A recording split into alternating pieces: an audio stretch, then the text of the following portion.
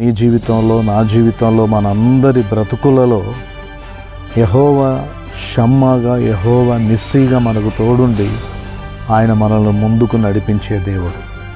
నీకు విరోధంగా ప్రయోగించబడుతున్న ప్రతి అగ్ని బాణములను ఆయన ఆర్పివేయుటకు శక్తిమంతుడు. నీ శత్రువు తాను వచ్చిన త్రోవలోనే తిరిగి వెళ్ళేటట్లుగా నీ శత్రువును 7 మార్గముల గుండా తరిమి వేయగలిగినటువంటి సమర్థుడు ఆయన. దేవుని ఒక్క మాట నీకు తోడుంటే చాలు, నువ్వు ఏ పరిస్థితినైనా జయించగలుగుతావు. దేవుని ఒక్క మాటే నిన్ను నిలబెడుతుంది, ఒక్క మాటే బ్రతికిస్తుంది, ఒక్క మాటే నీకు ఆదరణ కలిగిస్తుంది, ఒక్క మాటే నీకు జయముతో నిన్ను ముందుకు నడిపిస్తుంది. లోకములో ఏ ఒక్క మనిషి మనతో నిలబడకపోయినా మన ప్రభు అయిన దేవుడు మన పక్షమునుంటే చాలు. Praise the Lord. దేవునికి మహిమ కలుగునుగాక. వాక్యమై ఉన్న దేవుని నామములో మీకు శుభములు తెలియజేయడానికి ఇష్టపడుతున్నాను. రాజులు 2వ గ్రంథం 18వ అధ్యాయం 7వ వచనం. కావున యెహోవా అతనికి తోడుగా ఉండెను, తాను వెళ్ళిన చోటనెల్లా అతడు జయము పొందెను. మరి హిజ్కియా రాజు యొక్క జీవితంలో దేవుని యొక్క తోడును, దేవుని యొక్క జయమును మనం చూస్తున్నాం. ఈరోజు నీ జీవితంలో, నా జీవితంలో, మనందరి బ్రతుకులలో యెహోవా షమ్మాగా, యెహోవా నిస్సీగా మనకు తోడుండి ఆయన మనల్ని ముందుకు నడిపించే దేవుడు. ప్రియమైన దైవ జనాంగమా, ఈరోజు దేవుని యొక్క అద్భుతమైన హస్తం, ఆయన యొక్క కాపుదల, ఆయన మన కొరకు సిద్ధపరిచిన రక్షణ, అవన్నీ మనం తెలుసుకున్నప్పుడు శత్రువును గూర్చినటువంటి భయము మనకు అక్కరలేదు. ఈరోజు నేను ప్రకటిస్తున్న నా దేవుడు నీ శత్రువును నీ మీదికి రానియడు. నీకు విరోధంగా ప్రయోగించబడుతున్న ప్రతి అగ్ని బాణములను ఆయన ఆర్పివేయుటకు శక్తిమంతుడు. నీ శత్రువు తాను వచ్చిన త్రోవలోనే తిరిగి వెళ్ళేటట్లుగా నీ శత్రువును 7 మార్గముల గుండా తరిమి వేయగలిగినటువంటి సమర్థుడు ఆయన.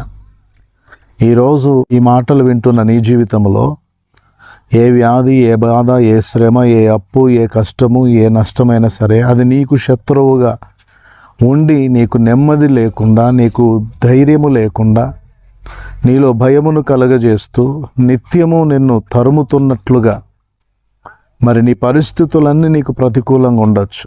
అయితే నీ శత్రువు ఏదైనా సరే, అంటే ఏ వ్యాధి అయినా, ఏ సమస్య అయినా సరే, అది నీ శత్రువు గనక ఆ శత్రువు పైన దేవుడు నీకు జయమును అనుగ్రహిస్తాడు. హిజ్కియా రాజు జీవితంలో మరి తన శత్రువు అయిన అస్సూరు రాజు చేతిలో నుండి ఏ విధంగానైతే దేవుడు విడిపించి రక్షించుకున్నాడో, నీ శత్రువు పైన నీకు జయమిచ్చి నిన్ను విడిపించి నిన్ను రక్షించుకుంటాడు. దేవుని వాక్య భాగములు కనుక చూస్తే హిజ్కియా 25 సంవత్సరాల వయస్సులో యూదా రాజ్యాన్ని పరిపాలించడానికి మరి అధికారం పొందుకున్నాడు. ఆహాజు రాజు తర్వాత ఆహాజు రాజు యొక్క కుమారుడైన హిజ్కియా యూదులను పరిపాలించాడు. 29 సంవత్సరాలు అతడు పరిపాలన చేశాడు. అతడి జీవితంలో ఇంత గొప్ప దేవుని యొక్క తోడును, దేవుని యొక్క జయమును కలిగి ఉండడానికి గల కారణం ఏంటిదంటే, అతడు పూర్తిగా దేవుని యొక్క నీతిని అనుసరించి బ్రతికాడు. దేశములో ఉన్నటువంటి ప్రతి విధమైన విగ్రహారాధన సంబంధమైన అపవిత్రతను తుడిచివేశాడు. జీవంగల దేవుని యందు విశ్వాసం ఉంచాడు. ఆయనను హత్తుకొని వెంబడించుటలో ఎక్కడ వెనక తీయలేదు. ఆయన దేవుని ఆజ్ఞలను గైకుంటూ దేవుని యొక్క చిత్తమును సంపూర్ణంగా జరిగించాడు. ఆయనలో ఉన్నటువంటి అమూల్యమైన ఆత్మ సంబంధమైన విషయాలే ఆ సర్వోన్నతుడైనటువంటి దేవుని యొక్క కృపను పొంది శత్రువు మీద జయం పొందడానికి అవి కారణంగా మార్చబడ్డాయి. ప్రియమైనటువంటి దేవుని బిడ్డలారా, ఈ సమయంలో ఒక అద్భుతమైన మాట చెప్తారు. అతడు పరిపాలిస్తున్నటువంటి 14వ సంవత్సరంలో మరి అష్షూరు రాజు అతని మీదకి దండెత్తి వచ్చి గొప్ప సమూహముతో మరి యూదా రాజ్యాన్ని ముట్టడించాడు. అటువంటి టైంలో శత్రువు మరి యూదా రాజైన హిజ్కియాకు విరోధంగా చాలా బలహీనపరిచే మాటలు మాట్లాడుతూ వచ్చాడు. ఈరోజు నీ జీవితంలో, నీ బ్రతుకులో కూడా సాతానుడు లేదా శత్రువు నీ విశ్వాసాన్ని బలహీనపరిచేటువంటి మాటలు, నీ ఆత్మీయ యొక్క బలమును పోగొట్టేటువంటి మాటలు, నీ ధైర్యమును పోగొట్టేటువంటి మాటలు, నిన్ను ఆత్మీయ జీవితంలో కంప్లీట్గా నిన్ను బలహీనపరిచేటువంటి మాటలు వాడు మాట్లాడుతున్నప్పుడు నువ్వు అధైర్యపడొద్దు. ఇక్కడ అష్షూరు రాజు హిజ్కియాకు విరోధంగా మాట్లాడిన మాటలు చాలా భయంకరంగా మాట్లాడుతూ వచ్చాడు. రాజులు 2వ గ్రంథం 18వ అధ్యాయం 29-31 వచనాల్లో చూస్తే, మీరు హిజ్కియా చేత మోసపోవద్దు, యెహోవా మనల్ని విడిపిస్తాడు, అతని చేతిలో చిక్కకుండా మనల్ని కాపాడుతాడు, మనము అష్షూరు రాజు చేతిలో పడిపోమని హిజ్కియా మీతో చెబుతున్న మాటలు మీరు నమ్మొద్దు. మీరు నా మాట విని నాతో సంధి చేసుకొని నా వైపు తిరిగి వస్తే ప్రతి వాడు తన ద్రాక్ష చెట్టు యొక్క ఫలములను, అంజూరపు చెట్టు యొక్క ఫలములను తిని తమ బావి నీళ్లను వాళ్ళు త్రాగి క్షేమంగా ఉంటారు. ఈ యొక్క సకల దేశముల యొక్క రాజులను ఏ దేశపు దేవతలు కూడా వారిని రక్షించనప్పుడు హిజ్కియా చెబుతున్న ఈ యెహోవా అనువాడు ఏ విధంగా మిమ్మల్ని రక్షిస్తాడని అంటున్నాడు. దేవుని వాక్య భాగంలో కనుక చూస్తే 2 రాజుల 18వ అధ్యాయం 32-35 వచనాల్లో చూస్తే, ఆయా జనముల దేవతల్లో ఏవైనా ఆ జనములను రక్షించగలిగినాయా, నా చేతుల నుంచి విడిపించగలిగాయా? అలా విడిపించినట్టుగా ఏ ఆనవాళ్ళు లేనప్పుడు ఈ యెహోవా అనువాడు నా చేతిలో నుండి మిమ్మల్ని ఎలా విడిపిస్తాడు? హామాతు దేవతలు ఏమయ్యాయి, అర్పాదు దేవతలు ఏమయ్యాయి, షెపర్వాయిము దేవతలు ఏమయ్యాయి, హేనా, ఇవ్వ, సోమ్రోను దేవతలు వారిని రక్షించలేకపోయినప్పుడు, ఎన్ని దేవతలు వారిని కాపాడలేనప్పుడు హిజ్కియా చెబుతున్న ఈ యెహోవా ఏ విధంగా మిమ్మల్ని విడిపిస్తాడు నా చేతిలో నుండి? ఈ మాటలన్నీ వింటున్నప్పుడు యూదులందరూ భయపడవలసినటువంటి పరిస్థితులు, యూదులందరూ కూడా కలవరపడవలసినటువంటి పరిస్థితులు, హిజ్కియా సైతము భయము చేత నింపబడవలసిన పరిస్థితులు. కానీ మీకు ఒక అద్భుతమైనటువంటి విషయాన్ని మీకు జ్ఞాపకం చేస్తాను. రాజులు 2వ గ్రంథం 19వ అధ్యాయం అంతా మీరు బాగా జాగ్రత్తగా చదివితే హిజ్కియా జీవం గల దేవునికి ప్రార్థించడం మొరపెట్టాడు. ప్రియమైన దైవ జనాంగమ, దేవుని బిడ్డలారా, నీ శత్రువుపై నువ్వు జయం పొందాలంటే, అనగా నీ సమస్యపై నువ్వు విజయం పొందాలంటే, దేవుని యొక్క తోడు, దేవుని యొక్క కాపుదల, దేవుని యొక్క సహాయమును పొందాలంటే ప్రార్థన ఒకటే మార్గం. మన దేవుడు ప్రార్థన ఆలకించువాడు.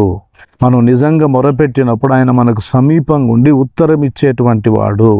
నీకు విరోధంగా రూపింపబడు ఏ ఆయుధం వర్ధిల్లకుండా చేయగలిగిన వాడు, నీకు విరోధంగా గుంపుకూడు వారిని నీ పక్షము చేయువాడు. ఇది యెహోవా మన పక్షమునుండగా మనకు విరోధి ఎవడు అని చెప్పబడిన ఈ వాగ్దానాలన్నీ మన జీవితంలో నిజము చేయగలిగిన వాడు మన ప్రభువు.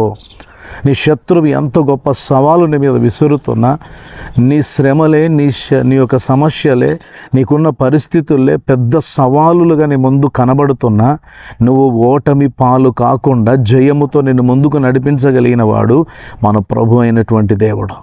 ఆ ప్రభు వైపు చూడండి. చాలామంది సమస్యల వైపు చూస్తున్నారు, శత్రు వైపు చూస్తున్నాడు, అపవాది మాట్లాడుతున్న మాటలు వింటున్నారు. నువ్వు నిలబడలేవు, నువ్వు బ్రతకలేవు, నువ్వు జీవించలేవు, నీకు స్వస్థత రాదు, నీకు ఆరోగ్యం రాదు, నీకు క్షేమము లేదు, నీ పరిస్థితులన్నీ ఇంకా భయంకరంగా మారిపోతున్నాయి, నువ్వు వీటన్నిటి నుంచి బయటపడలేవు, ఎవరు నిన్ను రక్షించలేరు, నీ పక్షమున ఎవరు ఉండరు, నీతో మాట్లాడేవారు ఎవరు ఉండరు, నీ గురించి వాదించేవారు ఎవరు ఉండరు, నీ పక్షమున నిలబడేటువంటి వారు ఎవరుండరు, నీకు తోడుండేవారు ఎవరుండరు. ఎన్నో రకాలుగా బలహీనమైనటువంటి మాటలు అపవాది వినిపిస్తుంటున్నప్పుడు నా పరిస్థితి ఇంతేనేమో అని నువ్వు కలవరపడతా ఉంటావు.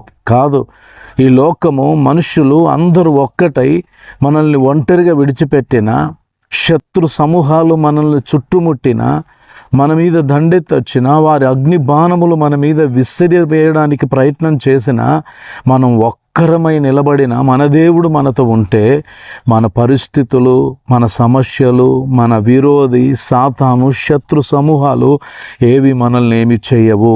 ఈ లోక బాధలు, ఈ లోక వ్యాధులు, ఈ లోక పరిస్థితులు ఏవి మన మీద ప్రభావము చూపలేవు. వాటన్నిటిపైన దేవుడు మనకు జయమును అనుగ్రహించగలిగిన శక్తిమంతుని మనం కలుగున్నాం. ప్రేమైన దేవుని బిడ్డలారా, హిజ్కియా ఎప్పుడైతే ప్రార్థన చేశాడో ఆ ప్రార్థనలో చూస్తే మన 2వ రాజులు 19వ అధ్యాయం 15వ వచనంలో చూస్తే, యెహోవా కెరూబుల మధ్య నివసించు దేవ, భూమి ఆకాశములను కలగజేసిన అద్వితీయ దేవ, నీవు ఈ లోకమందున్న సకల రాజ్యములకు దేవుడవై ఉన్నావు. అష్షూరు రాజు చెప్పినట్లుగా మరి అర్పాదు దేవతలు, సోమ్రోను దేవతలు, మరి ఇంకా ఆమాతు దేవతలు, సెపర్వాయిము దేవతలు, ఇవన్నీ కూడా ఏవి ఆయా రాజ్యములో ప్రజలను వారిని రక్షించలేకపోవచ్చు. అవి కర్రవి, రాళ్ళతో చేయబడ్డాయి. నీవు లోకమందున్నటువంటి సకల రాజ్యములకు దేవుడవని వీరు తెలుసుకొనున్నట్లుగా నీవు మమ్మను రక్షించుమని హిజ్కియా చేసిన ఒకే ఒక ప్రార్థన దేవుడు ఆలకించి ఒక అద్భుతమైనటువంటి వాగ్దానాన్ని దేవుడు తన ప్రవక్తల ద్వారా యూదులందరి పక్షమున హిజ్కియా పక్షాన దేవుడు అనుగ్రహించాడు. దేవుడు ఇచ్చిన ఆ వాగ్దానం ఎంత గొప్పదంటే రాజులు 2వ గ్రంథం 19వ అధ్యాయం 32 నుంచి 34 వచనాలు చూస్తే, శత్రువు పట్టణములోనికి రాడు, ఒక బాణమైన ప్రయోగించాడు, ఒక కేడమైన కనపరచాడు, ముట్టడి దిబ్బ కట్టడు, పట్టణములోనికి రాక వచ్చిన దారిలోన అతడు మళ్ళీ వెనకకు తిరిగి వెళ్తాడని దేవుడు మరి హిజ్కియా పక్షాన అభయమునిచ్చే, బలమునిచ్చే, ధైర్యమునిచ్చే శక్తివంతమైన వాగ్దానాన్ని దేవుడు అనుగ్రహించాడు. హల్లెలూయా. ఈరోజు నీ జీవితంలో, నీ బ్రతుకులో దేవుని ఒక్క మాట నీకు తోడుంటే చాలు, నువ్వు ఏ పరిస్థితినైనా జయించగలుగుతావు, ఏ సమస్యనైనా నువ్వు దాటుకొని వెళ్తావు. ఎర్ర సముద్రమును దాటుకొని వెళ్ళడానికి సాగిపోవుడని జనులతో చెప్పుమని ఆ ఒక్క మాటే ఎర్ర సముద్రమును దాటి ఐగుప్తీయుల మీద జయం పొందడానికి కారణమైంది. దేవుని ఒక్క మాటే నిన్ను నిలబెడుతుంది, ఒక్క మాటే బ్రతికిస్తుంది, ఒక్క మాటే నీకు ఆదరణ కలిగిస్తుంది, ఒక్క మాటే నీకు జయముతో నిన్ను ముందుకు నడిపిస్తుంది. హిజ్కియాకు, యూదులకు దేవుడిచ్చిన ఆ వాగ్దానాలు ధైర్యముతో నింపాయి. అయితే దేవుడు మౌనంగా లేడు. ఎప్పుడైతే వాగ్దానం ఇచ్చాడో, హిజ్కియా ప్రార్థన విన్నాడో, ఆ రాత్రి యెహోవా సన్నిధి నుండి యెహోవా దూత బయలుదేరి సోమ్రోను దండుపేటలో వచ్చి 185,000 మందిని హతమార్చినట్లుగా రాయబడింది. ఉదయకాలము లేచి జనులందరూ చూస్తున్నప్పుడు శేషించినటువంటి అశ్షూరు దండుపేటలో ఉన్నటువంటి మిగతా వారు, అశ్షూరు రాజు లేచి చూచినప్పుడు జనులందరూ హతులైపోయి ఉండడం చూసి అశ్షూరు రాజుకు భయము కలిగి అతడు నినివే పట్టణానికి పారిపోయి ఒక దేవత ఆలయములో అతడు ఆ దేవతకు మొక్కుచుండగా తన సొంత కుమారులే అతన్ని చంపివేయడం జరిగింది.